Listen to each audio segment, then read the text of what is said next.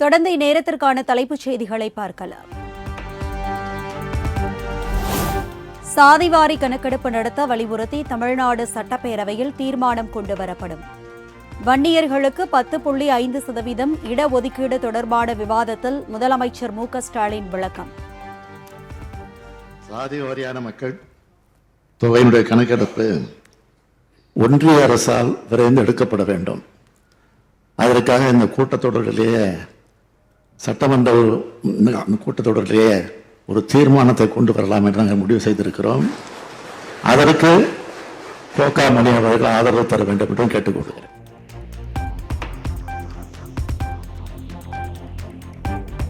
அடுத்த 2 ஆண்டுகளில் 10,000 கிலோமீட்டர் ஊரக சாலைகள் 4,000 கோடி ரூபாய் செலவில் மேம்படுத்தப்படும்.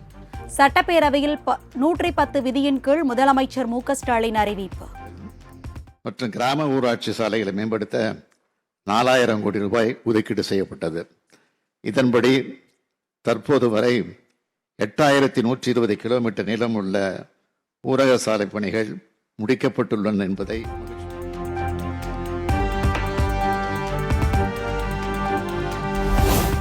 இலங்கை கடற்படையால் கைது செய்யப்பட்டுள்ள அனைத்து மீனவர்களையும் விடுவிக்க நடவடிக்கை எடுக்க வேண்டும். வெளியுறவுத்துறை அமைச்சர் ஜெய்சங்கருக்கு முதலமைச்சர் மு.க.ஸ்டாலின் கடிதம்.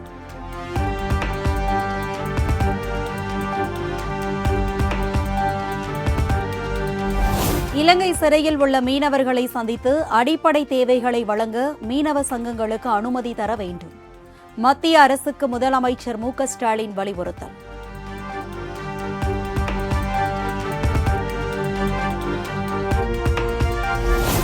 சேலம் பல்கலைக்கழக துணைவேந்தர் ஜெகநாதன் மீண்டும் பதவி வகிப்பதை தடுக்க அரசு நடவடிக்கை மேற்கொள்ளும். சட்டப்பேரவையில் அமைச்சர் பொன்முடி உறுதி.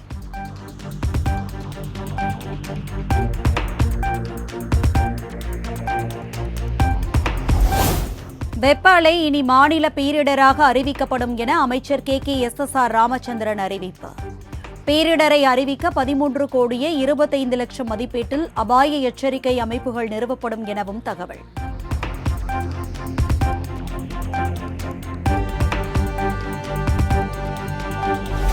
விருதுநகர் வெம்பக்கோட்டை அகழாய்வில் சுடுமண்ணாலான பெண்ணின் தலைப்பகுதி கண்டெடுப்பு. சென்னானூர் அகழ்வாயில் புதிய கற்கால கருவி கிடைக்கப்பெற்றுள்ளதாகவும் அமைச்சர் தங்கம் தென்னரசு எக்ஸ் தளத்தில் பதிவு.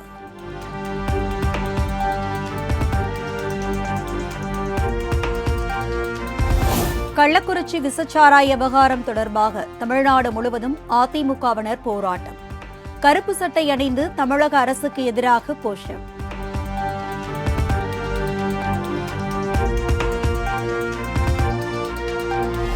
தமிழ்நாட்டில் போதைப் பொருள் விற்பனை அமோகமாக நடைபெற்றுக் கொண்டிருக்கிறது. நகரின் மையப்பகுதியில் அரசின் ஆதரவு இல்லாமல் கள்ளச்சாராயம் விற்க முடியாது எனவும் எடப்பாடி பழனிசாமி சாடல். கள்ளச்சாராயம் அதிகரிப்பு, கள்ளச்சாராய குடித்தருடைய இறப்பு, இதை நாம் பார்க்க முடிகிறது. இந்த விடியா திமுக அரசு பொறுப்பேற்ற பிறகுதான் கடந்த 3 ஆண்டு காலத்திலே தமிழகம் முழுவதும் போதைப்பொருள் நடமாட்டம், போதைப்பொருள் விற்பனை, கள்ளச்சாராயம்.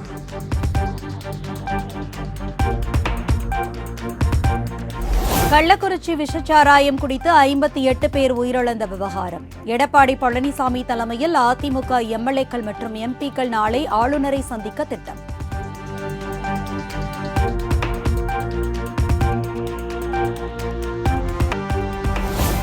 விஷச்சாராய சம்பவம் தொடர்பாக கல்வராயன் மலையில் சிறப்பு அதிரடி படையினர் 2வது நாளாக ஆய்வு. சாராய ஊழல்களை கண்டுபிடித்து அழிக்கும் பணிகள் மும்முரம்.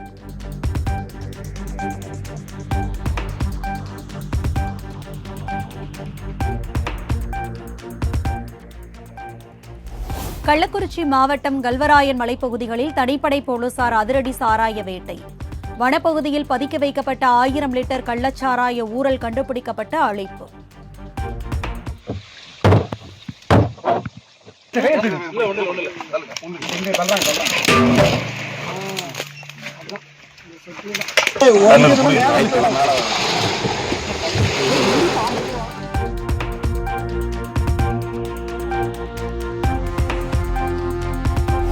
விஷச்சாராய உயிரிழப்புகள் தொடர்பாக ஆளுநர் RN ரவியுடன் பாஜக மாநில தலைவர் அண்ணாமலை, தமிழிசை சவுந்தரராஜன் சந்திப்பு.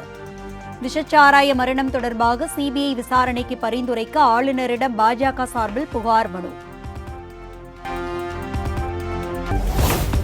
கள்ளக்குறிச்சி விஷச்சாராய மரணங்களை வைத்து அதிமுக, பாஜக அரசியல் ஆதாயம் தேட நினைப்பதாக திமுக குற்றச்சாட்டு. விஷச்சாராய விற்பனையில் அதிமுக, பாஜகவுக்கு தொடர்பு இருப்பதாக RS பாரதி புகார். புரிந்து கொள்ளாமல் பேசினார்கள். எடப்பாடி முழு பூசணிக்காவை சோற்றிலை மறைப்பதைப் போல கடந்த காலத்தில் நடந்ததெல்லாம் மறந்துவிட்டு இன்றைக்கு பேசுகிறார். இவருடைய ஆட்சியில் தானே ஒரு ரெய்டு நடந்து இந்த குட்கா தயாரிக்கிற கம்பெனியுடைய கள்ளச்சாராயத்தின் வரலாறு தெரிந்து கொண்டு நிர்மலா சீதாராமன் பேச வேண்டும் என RS பாரதி அறிவுறுத்தல். பொறுப்பற்ற முறையில் பேசுவதாகவும் விமர்சனம். 72 துவக்கப்பட்ட கடைகள் 73 திமுக ஆட்சியில், கலைஞர் ஆட்சியில் மூடப்பட்டது. இது கன்வீனியன்ட்டாக எல்லாரும் மறைக்கிறாங்க. ஒரு 2 வருஷம் தான் இருந்தது. அதுக்கு பிறகு வந்த எம்ஜிஆரும் அதிமுக ஆட்சி தான் தொடர்ந்து இதை நடத்தி கொண்டிருந்தது. அது அப்படியே கண்டினியூஸ் ஆகுது. ஆக நிர்மலா சீதாராமை போன்றவர் புரிந்து கொள்ளாமல் பேசினார்கள்.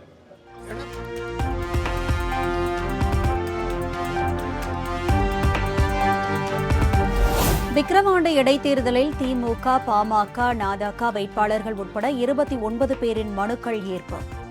35 சுயேட்சை வேட்பாளர்களின் மனுக்கள் தள்ளுபடி.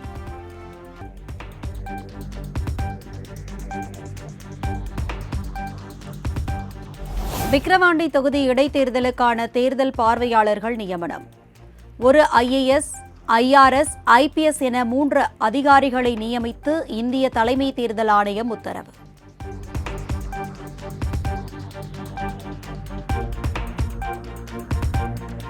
சென்னையில் நாய்கள் தொல்லையை கட்டுப்படுத்துவது தொடர்பாக விரைவில் சட்ட திருத்தம்.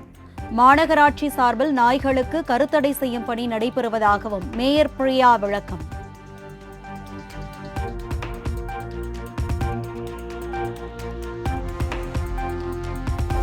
சென்னை மாநகராட்சியில் செயல்படும் அம்மா உணவக ஊழியர்களுக்கான ஊதியம் உயர்வு. தினக்கூலியை 300 ரூபாயிலிருந்து 325 ரூபாயாக உயர்த்தி மாநகராட்சி கூட்டத்தில் தீர்மானம்.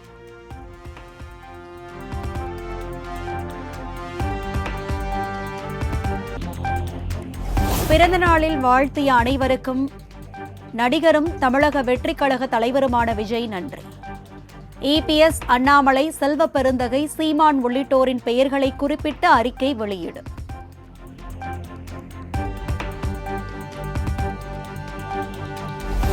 நீலகிரி, கோவை, திருப்பூர் உள்ளிட்ட 8 மாவட்டங்களில் இன்று கனமழை பெய்ய வாய்ப்பு. நாளையும் நாளை மறுநாளும் 6 மாவட்டங்களில் கனமழை பெய்யக்கூடும் என இந்திய வானிலை ஆய்வு மையம் தகவல்.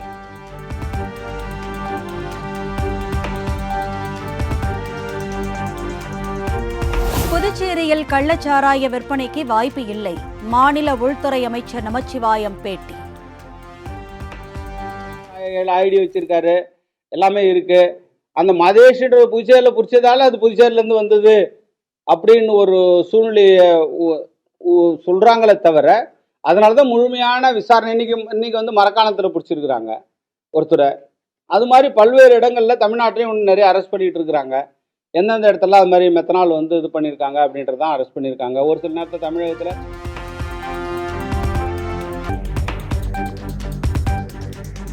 மக்களவையில் பிரதமர் நரேந்திர மோடி, உள்துறை அமைச்சர் அமித்ஷா பதவியேற்பு.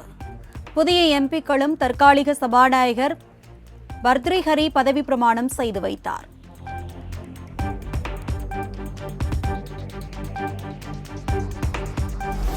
$140 கோடி மக்களின் விருப்பங்களை நிறைவேற்றுவதற்கான உழைப்பை முழுமையாக வழங்குவோம். நாடாளுமன்ற கூட்டம் சாதாரண மக்களின் எதிர்பார்ப்புகளை நிறைவு செய்யும் எனவும் டெல்லியில் பிரதமர் மோடி உறுதி. सेवा करने के लिए देश की जनता ने अवसर दिया है और ये अवसर 60 साल के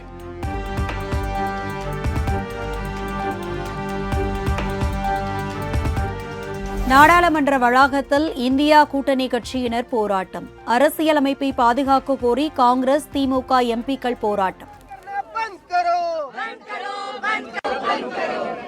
தேசிய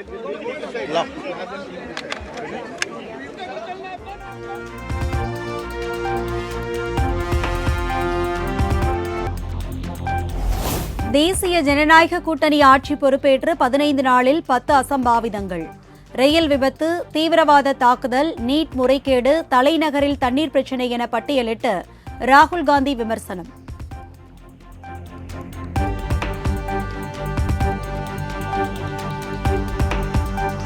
நீட் நுழைவுத் தேர்வு முறைகேட்டை கண்டித்து நாடு முழுவதும் காங்கிரஸ் மாணவர் பிரிவினர் போராட்டம்.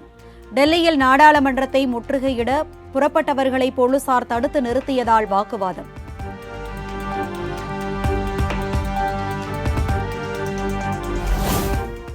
டெல்லி முதலமைச்சர் அரவிந்த் கெஜ்ரிவாலின் ஜாமீனுக்கு விதிக்கப்பட்ட தடையை நீக்க உச்சநீதிமன்றம் மறுப்பு.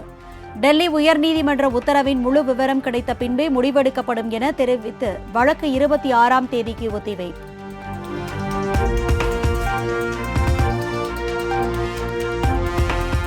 பாலியல் புகாரில் சிக்கிய முன்னாள் பிரதமர் தேவகவுடாவின் பேரன் சூரஜ் ரேவண்ணாவை 8 நாட்கள் காவலில் வைத்து விசாரிக்க அனுமதி. சம்பவம் நடந்ததாக கூறப்படும் இடத்திற்கு அழைத்து சென்று ஆதாரங்களை சேகரிக்க சிஐடி போலீசார் முடிவு.